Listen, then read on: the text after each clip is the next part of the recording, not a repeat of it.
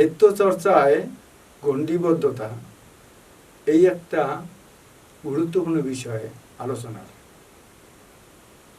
সাহিত্য চর্চায় গণ্ডিবদ্ধতা এই কথাটা আলোচনার আগে গণ্ডিবদ্ধতা কি জিনিস এটা একটুখানি জেনে নেওয়া দরকার। আসলে মানুষ যখন কোনো একটা বৃত্তি, যে কোনো ধরনের বৃত্ত হতে পারে, সেটা ভূমিকেন্দ্রিক হতে পারে, বর্ণকেন্দ্রিক হতে পারে, কোনো ধর্মকেন্দ্রিক হতে পারে, কোনো গোষ্ঠীকেন্দ্রিক হতে পারে, কোনো দল কেন্দ্রিক হতে পারে, অর্থাৎ একটা সীমাবদ্ধ যে জায়গা, বৃত্তাকার ক্ষেত্র, সেখানে যখন ভাবনাটা বন্দী থাকে তখন আমরা বলি যে তার ভাবনাটা গণ্ডিবদ্ধ হয়ে আছে। যখন একজন সাহিত্যিক বলেন যে সবাই সাহিত্যিক হতে পারে না, সবাই কবি হতে পারে না, কবি হতে গেলে কবিত্ব শক্তি থাকতে হয়, এই ভাবনাটাও কিন্তু একটা গণ্ডিবদ্ধ ভাবনা। এবং এই ভাবনা যখন থাকে তখন স্বাভাবিক কারণেই এই গণ্ডির বাইরে অন্য কেউ ভাবতে পারে না, কখনোই ভাবতে পারবে না যে না অন্যরাও কবিতা চর্চা করতে পারবে। এই গণ্ডিবদ্ধতা সব ক্ষেত্রেই আছে, সামাজিক ক্ষেত্রে আছে, রাজনৈতিক ক্ষেত্রে আছে, অর্থনৈতিক ক্ষেত্রে আছে। আমাদের সেটা আলোচ্য বিষয় নয়। আমাদের বিষয় হলো সাহিত্যিকদের গণ্ডিবদ্ধতা কি রূপ। এই যে সাহিত্যিকরা যখন কোনো একটা গণ্ডিতে বাস করেন, ধরা যাক একজন সাহিত্যিক বিশেষ কোনো মতাদর্শ, রাজনৈতিক মতাদর্শে বিশ্বাস করেন, সেখানে তিনি ধরা যাক কমিটেড, সেখানে তিনি দায়বদ্ধ। দেখা যাবে তার রচনা সেই যে দলীয় মতাদর্শ, তার ভাবনার বিরুদ্ধে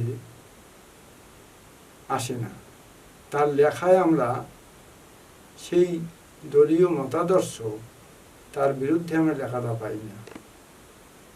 এমনকি যদি সেই মতাদর্শে কোনো সমালোচনার বিষয় থাকে, যদি কোনো ত্রুটি বিচ্যুতি থাকে, তবুও দেখা যায় তিনি সেই মতাদর্শের পক্ষে তার লেখার মাধ্যমে সাফাই গেয়ে যাচ্ছেন। এই যে সাফাই গাওয়া বা পক্ষে যুক্তি দাঁড় করানোর প্রয়াস চালানো, এটা কিন্তু তার গণ্ডিবদ্ধতারই ফলাফল। এই ধরনের ক্ষেত্র আরো অনেক রকম হতে পারে। সাহিত্যিকরা কোনো গণ্ডিতে বদ্ধ থাকবে না। যেখানে অন্যায় দেখবেন,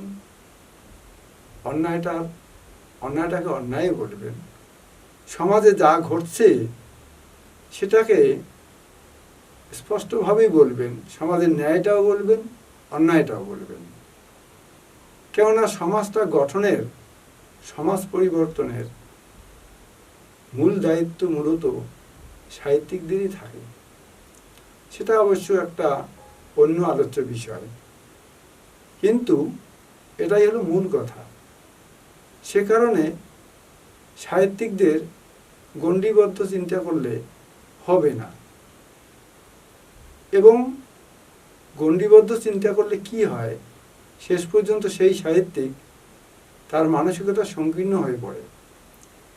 এবং এই সংকীর্ণ হতে হতে তার ভাবনাটা যেখানে হয়তো জাতীয় কেন্দ্রিক ছিল, সেটা হয়তো প্রাদেশিকে এসে গেল, সেটা হতে হতে হয়তো আঞ্চলিক হয়ে গেল, এমন হতে হতে তার ভাবনাটা পরিবার কেন্দ্রিক হলো, তারপরে আত্মকেন্দ্রিক হলো।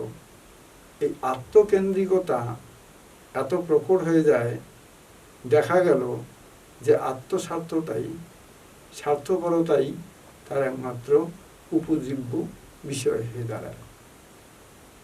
সেই কারণে সাহিত্যের ক্ষেত্রে গণ্ডিবদ্ধতা খুব ক্ষতিকারক বিষয় সমাজের পক্ষে। ধন্যবাদ।